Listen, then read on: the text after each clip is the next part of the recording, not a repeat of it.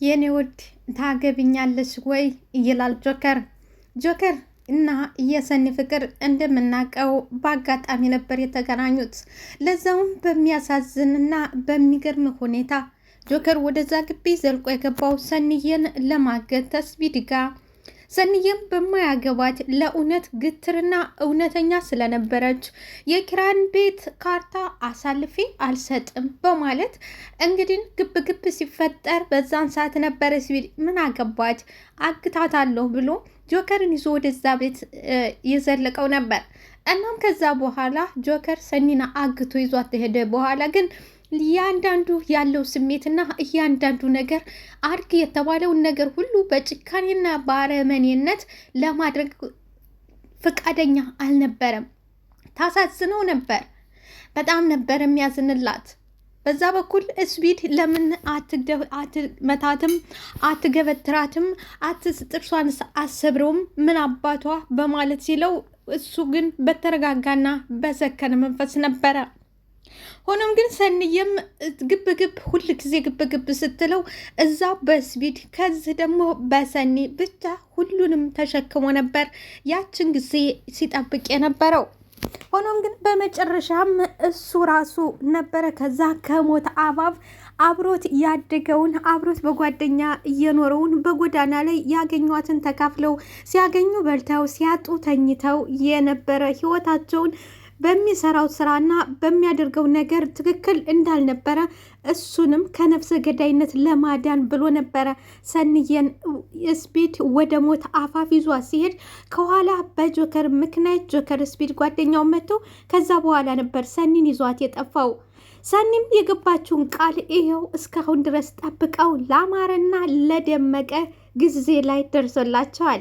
ሰላም ውድ የተከበራችሁ አድማጭ ተመልካቾቼ፣ ለዚህ ቻናል አዲስ የሆናችሁ በላይክ በሰብስክራይብ እንደዚሁም ደግሞ ኮመንት እያደረጋችሁ እንድታበረታችሁ ስል በትህትና እጋብዛችኋለሁ። ለምታበረታችሁ ከልብ አመሰግናለሁ። በመጨረሻም ዛሬ ሰኒዬን ጆከር ታገብኛለሽ ወይ የሚል የቀለበት ስጦታ አቅርቦላታል። የሚገርመው ነገር በጆከር በኩል ፍቅርና ንጹህ ፍቅር እንጂ አንዳችም ሀብትም ሆነ ምንም ነገር የለውም። ግን ከማንም ከምንም በላይ ንጹህ ልብና ንጹህ ፍቅር እንደዚሁም ደግሞ ታማኝነት ነበረው።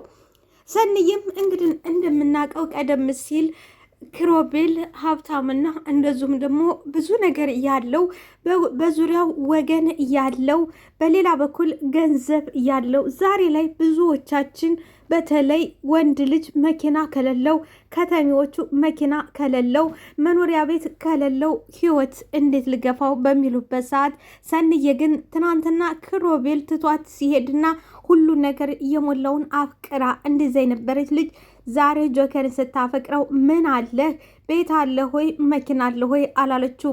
ንጹህ ፍቅር እንደሰጣት ሁሉ እሷም ንጹህ ልቧን ሰጠች።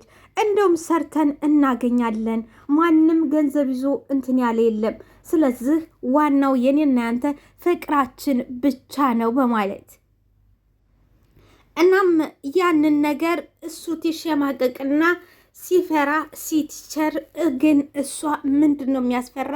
እኛም ትናንትና እንደዚሁ ነበርን፣ ምንም አልነበርን። ሁሉም ነገር ውሎ ሲያድር ሁሉም ነገር በጊዜው ነው የሚገኘው። ፈጽሞ እኔ አንተን እንጂ እያፈቀርኩህ ገንዘብህን አላፈቀርኩም በማለት ሞራል እንደዚሁም ደግሞ እውነተኛ ፍቅር ሰጠችው።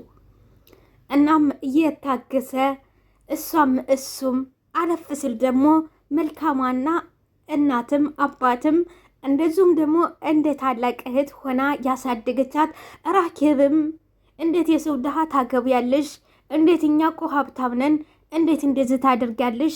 ትናንትና ያንን ሀብታም አፍቅረሽ እሱስ ምን ይልሻል አላለቻትም። በተለይ በሀገራችን ላይ ምን ይሉኝ የሚለው ነገር ነግሶ በሚታይበት ራኬብም እሺ ብላ ነው የተቀበለችው።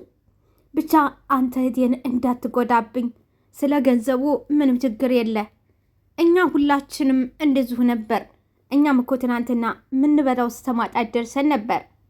እኛ የምንፈልገው ንጹህ ፍቅር ነው። ዛሬ ያለን ሁሉ ነገ በቅስፈት ሊጠፋ ይችላል። ዋና የሰው ልጅ የማያልቀውና የማይጠፋው ነገር ንጹህ ልብና ንጹህ ፍቅር ነው።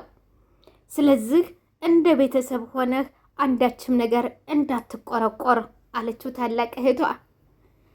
እናም እሱም ሆኖም ግን ውስጡን ቅር ይለዋል። ምክንያቱም እኔ ለሚስቴ እንደ ልጆቹ ባል ማሟላት አልቻልኩም በማለት ሁልጊዜም ይሰማዋል። ሆኖም አንድ ቀን እንኳን ራኪብም ሆነች ሰንዬ ፊታቸው ፈጽሞ ከፋ አይልም። ሁልጊዜም በደስታና በፍቅር ነው። እንግዲህ ጆከርም እሱን የእህቷን ፍቅርና የእህቷን መልካምነት ተተመለከተ በኋላ ጓደኛዋ እምሩ በቅርቡ ልትሞሽር ስለነበረ ቀደም ስለ እኛም ተፋቅረን አልነበረም ወይ? እሷ ትትሞሸርና ስታገባ በዚህ በመደመቀ ነገር ስታገባ ሰንዬም እንዳይከፋት ብዬ አንድ ነገር ላማክርሽ ነበር ይላታል። ራኪብም ምንድን ነበር ስትለው ገንዘብ ነበረ ትለዋል ይላታል።